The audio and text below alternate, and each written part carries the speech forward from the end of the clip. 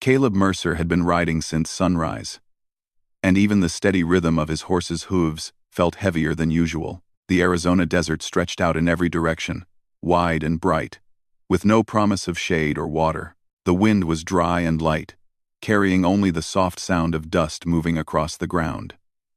Caleb's lips were cracked, and his canteen made no sound when he shook it. He had been careful with his water, but the long ride had taken more out of him than he expected. Now the sun was falling toward the west, and he knew he needed water soon, not only for himself, but for his loyal horse, Dusty. He scanned the land again. Nothing but open desert, low shrubs, and distant hills. The sky looked endless, beautiful, in a lonely kind of way. Caleb loved the open range, but today it felt bigger than he wanted. Just a little farther, he whispered to Dusty, giving her neck a gentle pat. She flicked her ears, trusting him even though she was just as tired. Then something caught Caleb's eye, just a thin line of smoke rising above a patch of cottonwood trees far in the distance. At first, he thought he was imagining it, but the smoke stayed steady, moving slowly in the warm evening air. Smoke meant fire, and fire meant people. People meant water. Caleb straightened up, feeling a small spark of hope. With care, he guided Dusty toward the trees. The ride to the cottonwoods took longer than he expected. The ground sloped downward into a shallow valley, and the air felt just a little cooler. As the trees came into view, Caleb noticed a small homestead tucked between them. It wasn't a ranch house like he was used to. It looked like an Apache dwelling, quiet, neat, and shaped by tradition. He slowed Dusty, not wanting to startle anyone. Even from a distance, he knew he was stepping into someone else's world. Caleb wiped his forehead and tried to look as calm as he could. He was a stranger, and he knew it. But he also knew he needed help. When he reached the edge of the homestead, he slid off Dusty and let her rest in the shade of a tall cottonwood. He walked slowly toward the doorway of the main lodge. The place was silent, almost peaceful. He could hear the soft rustle of leaves overhead and the low crackle of a fire somewhere inside. Taking a steady breath, he lifted his hand and knocked gently on the wooden frame. For a moment, nothing happened. Caleb wondered if he had been seen before he arrived, and maybe they were deciding whether to answer. He understood the hesitation. A lone cowboy showing up at someone's home was enough to make anyone cautious. But he waited, keeping his posture respectful and relaxed. Finally, the door covering moved. A young woman stepped out, her dark hair neatly braided and her eyes steady as she studied him. She didn't speak right away. Caleb gave a small nod to show he meant no harm. "Ma'am," he said politely, trying to keep his voice soft. "I'm sorry to trouble you. I've been riding a long way, and I'm out of water. I was hoping if you could spare a little." Before she answered, 4 more women appeared behind her. They were sisters. Caleb could tell by their similar features and the natural closeness in the way they stood. Each sister had a different expression. The eldest looked calm and thoughtful. The next seemed curious. Another was cautious, her eyes watching him carefully. The younger ones stood close together, not afraid, just observant. Caleb felt a little nervous under their quiet attention, but he kept his posture steady. The eldest sister stepped forward. She was tall, with a calm presence that reminded him of the stillness before dawn. "You need water?" she asked gently. "Yes, ma'am," Caleb said. "For me and my horse. I don't mean to intrude." She glanced toward Dusty, who stood patiently under the tree, her head low but alert. The sister seemed to make a decision in that moment. She turned to one of the younger girls and nodded. The girl slipped inside and came back with a clay jug. The eldest handed it to Caleb. "Drink," she said. Caleb lifted the jug with both hands, grateful beyond words. The water was cool, clear, and tasted like life itself. He drank slowly so he wouldn't look desperate, though every drop felt like a blessing. When he finished, he bowed his head slightly. "Thank you, truly." The sisters watched him in quiet interest. The younger ones exchanged looks, as if they were surprised by his manners. The eldest noticed Dusty's need too. "Your horse," she said. "She also needs water." "Yes, ma'am," Caleb replied, "if you'd allow it." Again, the sisters communicated without many words. Another jug was brought, and Caleb carried it to Dusty, who drank eagerly. Seeing his gentle care for the horse seemed to soften the sisters' expressions. When Caleb returned the jug, the eldest sister studied him again. "You look tired," she said simply. "Sit. Rest." He hesitated, not wanting to overstep, but she motioned for him to follow. Inside the shaded area near the lodge, they had a small place open to the breeze. The ground was covered with woven mats, and the scent of corn and herbs drifted from a pot simmering near the fire. Caleb sat down carefully, grateful for the shade. One of the sisters handed him a small plate with cooled corn cakes. Another offered a cup of mesquite tea. Caleb accepted both with sincere thanks. The tea was warm, with a soft, sweet taste. The food filled his empty stomach just enough to steady him. For a long moment, no one spoke. But it wasn't uncomfortable. It was peaceful. The sisters seemed to be studying this stranger who had wandered into their home, trying to understand him without asking too many questions. Finally, the youngest sister, a cheerful girl with bright eyes, asked, "Why are you riding alone?" Caleb smiled softly. "Cattle work. I'm heading back toward the ranch. I took a longer path than I meant to." Another sister tilted her head thoughtfully. "Many riders pass through, but most do not knock first. They call from far away or ride around." Caleb nodded. "I didn't want to startle anyone, and I figured knocking is just good manners." The sisters exchanged small smiles. It was clear his politeness was unusual, at least for the travelers they had met before. Caleb felt himself relaxing. There was something kind about the way these sisters spoke, something steady and gentle in their presence. The sun continued to sink lower, and the trees cast long shadows across the ground. The desert outside still looked endless. But here, under the cottonwoods, it felt like a different world.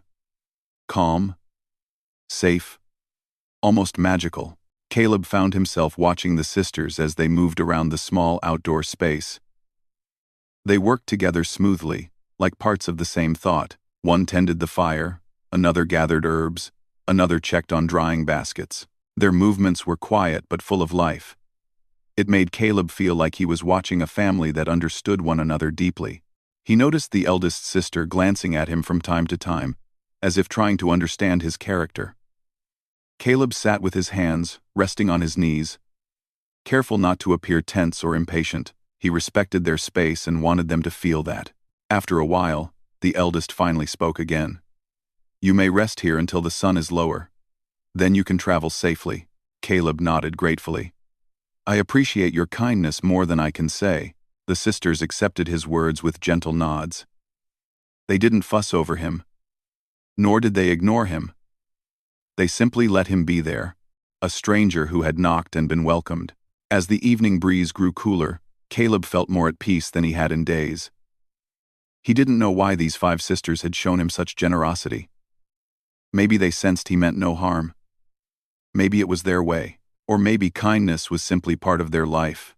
Whatever the reason, Caleb felt that he had stepped into a moment he would never forget, a moment when a thirsty cowboy found not only water, but a quiet kindness he had not expected. And as he sat beneath the cottonwoods, listening to the sisters' soft voices and the rustle of the wind, he couldn't shake the feeling that this simple act of knocking had opened a door to something much deeper than he understood. Caleb stayed under the cottonwoods until the soft shade wrapped around him like a cool blanket. The long ride had drained nearly all his strength. But here, surrounded by the quiet rhythm of the homestead, he felt himself slowly coming back to life. The 5 sisters continued with their afternoon tasks, speaking softly to one another in their own language, their voices rising and falling like gentle music carried by the breeze. Though Caleb didn't understand the words, he understood the peace behind them. For a while, he simply watched.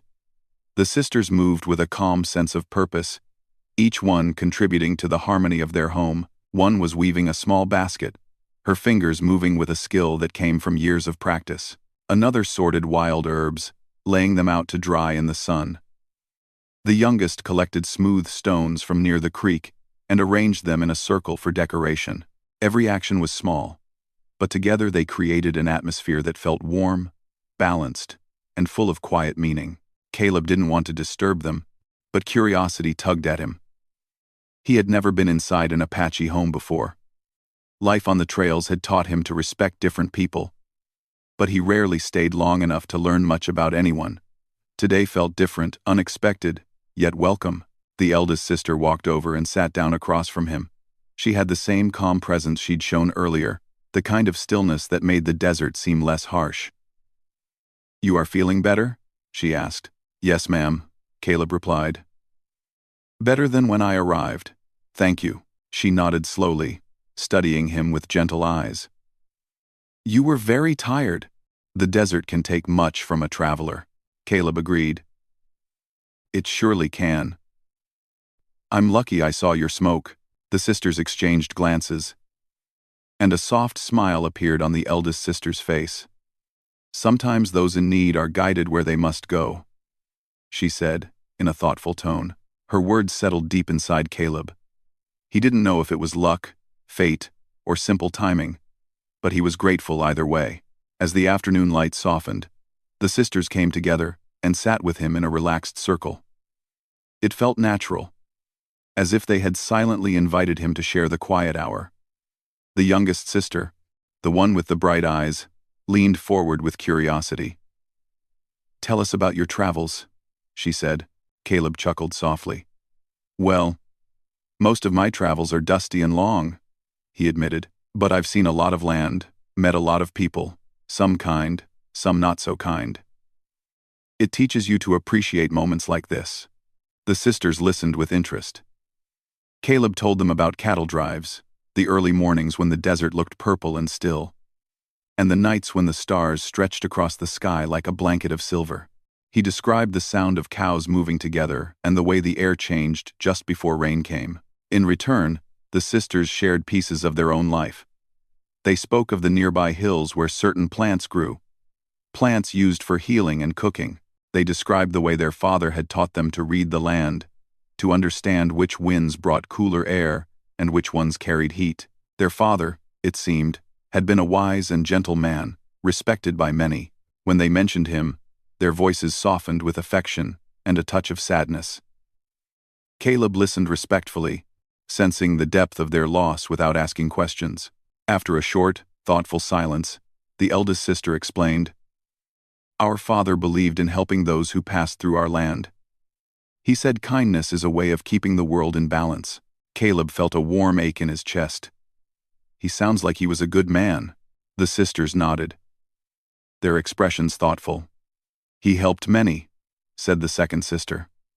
"Some travelers returned with gifts, some with stories, and some simply with grateful hearts." The youngest sister added softly, "We continue what he taught us." Caleb smiled gently. "I can see that." The conversation drifted into lighter topics. Caleb laughed for the first time in days when the sisters asked him if he ever talked to Dusty the way they talked to their family horse. He admitted he did, especially on lonely rides. The sisters found this amusing, exchanging playful smiles, and Caleb enjoyed being the reason for their laughter. As the afternoon turned into the soft glow of evening, the world around them became even more beautiful. The shadows grew longer, and the pink and gold colors of the sky made everything feel like a painting. A light breeze carried the scent of wild sage, and somewhere nearby, birds called to one another as they settled for the night. Caleb felt a deep peace, the kind that came not from rest alone but from the presence of good-hearted people. Just before the sun touched the horizon, the youngest sister stood and walked inside the lodge. When she returned, she held something small in her hands. It looked like a carefully woven charm made from natural fibers, decorated with tiny beads and a smooth stone at the center. All 5 sisters came closer and stood before Caleb. The youngest extended her hands, offering the charm to him. Caleb blinked, surprised. "For me?" he asked softly. The eldest sister nodded. "This belonged to our father. He wore it when he traveled far. It brings good fortune and safe passage." Caleb hesitated, touched but unsure. I don't know if I should take something so important. It is meant to be given, said the second sister. Our father shared such gifts with travelers who showed respect, the third sister added. And you have shown respect from the moment you arrived. Caleb looked at the charm, then at the sisters. The sincerity in their faces left no room for doubt. He accepted the charm with both hands, holding it as gently as if it were made of glass. I will treasure this, he said quietly. And I will honor the kindness that gave it to me. The sisters smiled warmly. Even the cautious one, who had been watching him closely all afternoon, relaxed her expression. The charm felt warm in Caleb's hands, as if it carried the memory of their father's gentle wisdom. As the sun finally set, Caleb knew it was time to continue his journey. He stood slowly, reluctant to leave the peaceful haven he had found. Dusty came to him willingly, refreshed and ready to travel again. The sisters walked with him to the edge of the homestead. The cottonwood leaves whispered overhead, as if offering their own farewell. Caleb placed the charm carefully around his neck, feeling its light weight against his chest. Thank you, he said again, his voice deep with emotion. I won't forget this day, the eldest sister answered kindly. May your path be clear and your heart steady. The youngest added with a bright smile. Come again someday if the land brings you near. Caleb tipped his hat respectfully. I surely will. He mounted Dusty, and with one last grateful look at the five sisters, he guided her forward. As he rode away, the charm shifted gently with each step, a constant reminder of the unexpected kindness he had found. The desert no longer looked endless or harsh. Instead, it felt full of meaning, touched by the memory of the gentle voices and bright smiles of the sisters who had welcomed a weary cowboy without hesitation. Caleb rode into the deepening twilight with a lighter heart. He didn't know where his future trails would lead, but he knew he carried something precious with him now. Something more valuable than water, more comforting than rest. He carried the memory of a moment when strangers became friends, and kindness opened a door he never knew was waiting. Years later, whenever Caleb found himself lost, tired, or unsure of the world, he would reach for the small, woven charm. Its familiar shape reminded him of the five sisters, their gentle hospitality, and the simple truth he learned that day. Sometimes, in the most unexpected places, a traveler finds not just help, but a gift that stays with him for a lifetime.